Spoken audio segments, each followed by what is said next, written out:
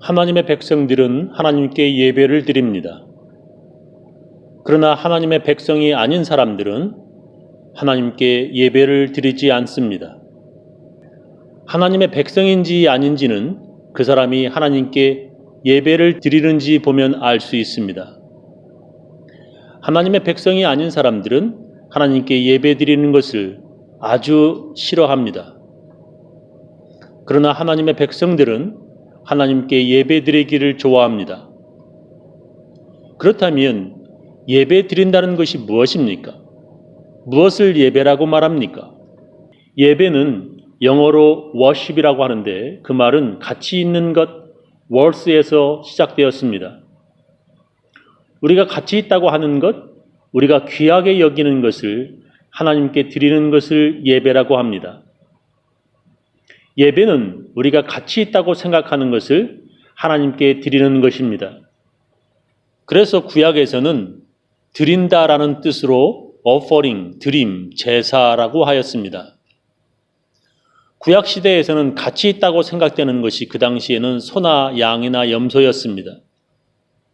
그래서 하나님께 번제, 태워드리는 제사로 소나 양을 태워드렸습니다. 그리고 금이나 은, 아주 귀한 것들을 하나님께 드렸습니다. 이렇게 우리의 귀한 것을 하나님께 드리는 것을 예배라고 부릅니다. 금이나 은보다 더 귀한 것, 양이나 소보다도 더 귀한 것이 있습니다. 그것은 우리의 목숨, 생명입니다. 그것은 다른 말로 하면 시간이라고 합니다. 시간은 생명과 같습니다. 우리의 생명이 끝나는 날은 우리 시간이 끝나는 날입니다. 시간은 돈입니다.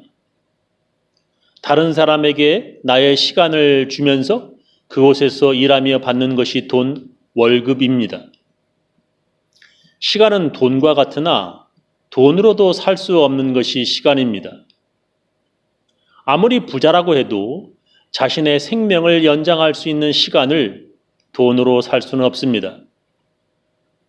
부자들이 자신의 생명 연장할 수 있는 시간을 다른 사람들에게서 사고 싶어도 살 수 없습니다.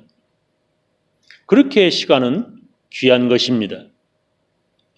우리가 하나님께 드릴 수 있는 아주 가치 있는 것이 바로 우리의 시간입니다.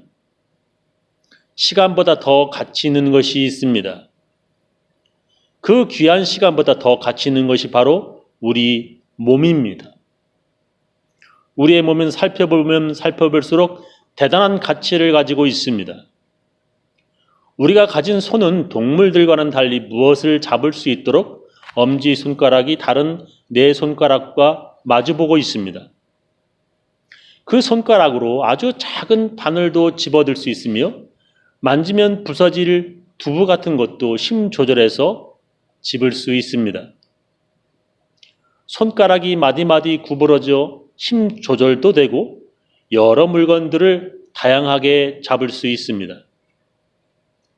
또한 손에 지문이 있어서 미끄러지지 않게 하는 기능도 있고 손의 세밀한 감촉으로 그것이 차가운 것인지 뜨거운 것인지 알 수도 있습니다. 지금도 나라들마다 엄청난 돈을 투자하여 로봇 손을 만들지만 우리와 같은 손은 만들어내지 못하고 있습니다. 그래서 우리의 몸을 미국 환경보호청이 값을 매겼는데 910만 달러, 한국 돈으로 약 91억 원 정도라고 했습니다. 어찌 보면 그 금액보다도 더 가치 있고 더 귀한 것이 우리의 몸입니다. 예배는 이런 우리의 귀한 몸을 하나님께 드리는 것입니다. 하나님께 예배드리는 장소에 우리가 나오는 것, 그것이 바로 우리의 몸으로 예배를 드리는 것입니다.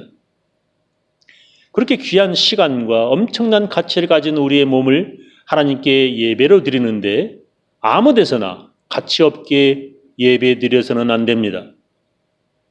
그래서 구약 성경에서 하나님께서는 우리들에게 아무 데서나 예배 드리지 말고 하나님께 예배 드리는 특별한 곳에 나와 예배 드리라고 명령하십니다. 하나님께 예배 드리려고 택한 곳, 하나님의 이름을 두려고 택한 곳에 가지고 나와 예배를 드리라고 명령하십니다. 그 당시 우상을 섬기는 사람들은 아무 데서나 예배를 드렸습니다. 일단 자기 집에서 가까운 산과 나무 및 바위 아래에서 우상에게 예배를 드렸습니다. 우상 섬기는 사람들은 자기들 마음대로 자기들이 원하는 곳에서 아무 데서나 제사 드렸습니다. 그러나 하나님께서는 그런 우상 섬기는 사람들과 같이 아무 데서나 예배 드리지 말라고 명령하십니다. 신명기 12장에 보면 아주 자세하게 나옵니다. 너희가 땅 위에서 사는 날 동안 주 너희 조상의 하나님이 너희에게 차지하게 하신 땅에서 너희가 지켜야 할 규례와 법들은 다음과 같다. 너희는 너희가 쫓아낼 민족들이 신을 섬기는 곳은 높은 산이든지 낮은 언덕이든지 무성한 나무 아래든지 어느 곳이든지 다 허물어야 한다. 거기에 있는 제단을 허물고 신상들을 부수고 그들의 이름을 그곳에서 지워서 아무도 기억하지 못하게 하여야 한다. 그러나 너희는 주 너희의 하나님을 섬길 때에 이방 민족들이 그들의 신들을 섬기는 방식으로 섬겨서는 안 된다. 너희는 주 너희의 하나님이 당신의 이름을 두르고 거처로 삼으신 너희 모든 지파 가운데서 택하신 그곳으로 찾아가서 예배를 드려야 한다. 너희는 너희 번제물과 화목제물과 11조와 높이 들어 바치는 곡식제물과 서원제물과 자원제물과 소나 양의 처음 난 것을 그곳으로 가져다가 바쳐야 한다라고 말씀하십니다. 우상 섬기는 사람들처럼 아무 데서나 예배드리지 말고 하나님께 예배드리기 위해 택한 곳에 가지고 나와 바쳐야 한다 명령하십니다. 하나님의 이름을 두려고 택하신 그곳으로 찾아가서 예배를 드리라는 것입니다. 그렇다면 그곳이 어디입니까? 그곳은 바로 예루살렘 성전입니다. 그렇다면 지금은 예루살렘 성전이 무너지고 없는데 어디에서 예배 드리라는 것입니까? 예루살렘 성전이 무너지고 유대인들이 바빌로니아로 끌려갔을 때 그들이 하나님께 예배 드리려고 만든 곳이 바로 회당입니다. 지금도 유대인들은 세계 구석구석 그들이 사는 곳마다 회당을 만들어 안식일에 하나님께 예배를 드리고 있습니다. 우리는 유대인들의 회당이 아니라 교회에서 예배를 드립니다.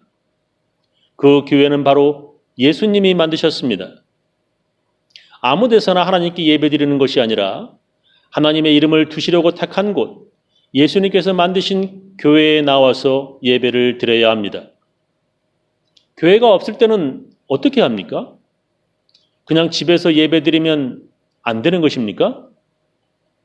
공원이나 학교, 그리고 병원에서 예배 드리면 안 되는 것입니까? 예, 거기에서 예배 드려도 예배입니다. 두세 사람이 예수 이름으로 모이는 곳 그 어느 곳에서 예배 드려도 그것도 예배입니다. 이집트 노예 생활에서 해방된 이스라엘 백성들이 광야에서 여행 중 여기저기에서 가는 곳마다 예배를 드렸습니다. 그것도 예배입니다. 그런데 하나님께서는 그들에게 이렇게 말씀하십니다. 신명기 12장 8절 이하 보면 오늘 여기에서는 우리가 저마다 자기의 소견대로 예배를 드리지만 거기에 가서는 그렇게 하지 못한다.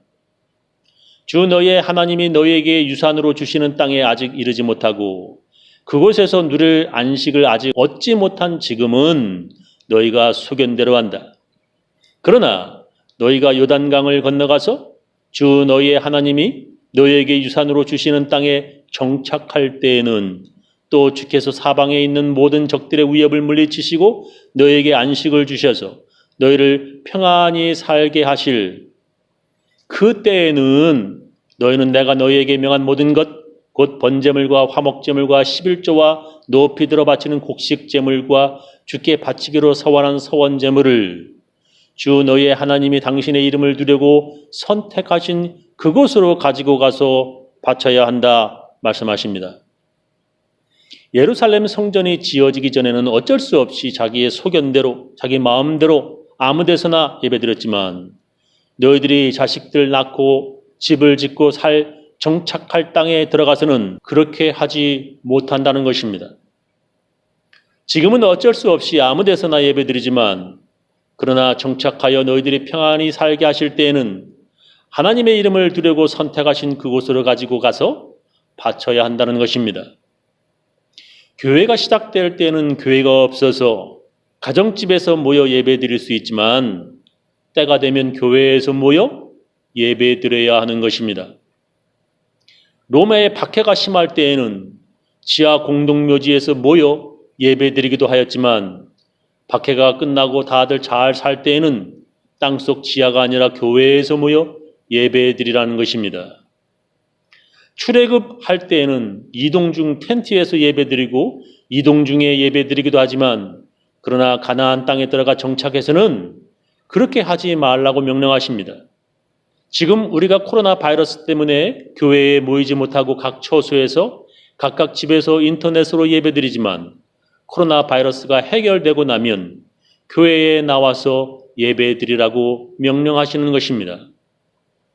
집에서 인터넷으로 또한 TV로 예배드릴 수밖에 없는 처지가 될 때는 어쩔 수 없지만 평안해질 때에는 코로나 바이러스가 잠잠해졌을 때에는 교회에 나와 예배를 드리라는 것입니다. 병원에 입원하여 어쩔 수 없이 병원에서 예배드리지만 지금은 어쩔 수 없이 집에서 예배드리지만 평안할 때에는 교회에 나와서 예배드리라는 것입니다. 오늘 성경 본문에서도 그렇게 말씀하십니다. 형제 자매 여러분, 그러므로 나는 하나님의 자비하심을 힘입어 여러분에게 권합니다. 여러분은 여러분의 몸을 하나님께서 기뻐하실 거룩한 산 제사로 드리십시오. 이것이 여러분이 드릴 합당한 예배입니다. 라고 말씀하십니다. 여러분의 귀하고 가치 있는 몸과 시간을 하나님께서 기뻐하실 거룩한 예배에 참석하게 하라는 말씀입니다. 이렇게 몸을 예배 드리는 곳에 나오는 것이 여러분이 하나님께 드릴 합당한 예배라는 것입니다. 지금은 코로나 바이러스 때문에 집에서 인터넷으로 예배 드리지만 해결되고 평안해졌을 때에는 몸을 예배 드리는 곳에 들여 찾아 나아가서 예배 드리라는 것입니다. 그런데 세상이 변하여 사람들이 요즘에는 다들 교회 가지 않고 인터넷으로 TV로 예배 드린다고 말하여도 하나님께서 기뻐하시는 것이 무엇인지 하나님께서 원하는 것이 무엇인지 분별하라는 것입니다. 여러분은 이 시대의 풍조를 본받지 말고 마음을 새롭게 함으로 변화를 받아서 하나님의 선하시고 기뻐하시고 완전하신 뜻이 무엇인지를 분별하도록 하십시오라고 말씀하십니다. 성경은 모임을 폐하지 말라고 말씀하십니다. 히브리서 10장 25절에 보면 어떤 사람과 같이 모이는 일을 그만두지 말고 서로 격려하여 그날이 가까이 오는 것을 볼수록 더욱 힘써 모입시다라고 말씀하십니다. 모이는 일을 그만두지 말라고 하십니다. 모이는 일을 그만두는 세상 풍조를 따르지 말고 힘써 모이라고 성경은 말씀하십니다. 어떤 사람들이 시대가 변하여 이제 인터넷으로 예배 드린다고 하여도 서로 격려하여 모이기를 힘쓰라고 말씀하십니다. 그렇게 우리의 귀한 것을 하나님께 예배 드릴 때에 하나님께서 복 주시겠다고 약속하셨습니다. 나에게 제물을 바치려거든 너희는 흙으로 제단을 쌓고 그 위에다가 번제물과 화목제물로 너의 양과 소를 바쳐라. 너희가 나의 이름을 기억하고 예배하도록 내가 정하여 준 곳이면 어디든지 내가 가서 너에게 복을 주겠다 말씀하십니다.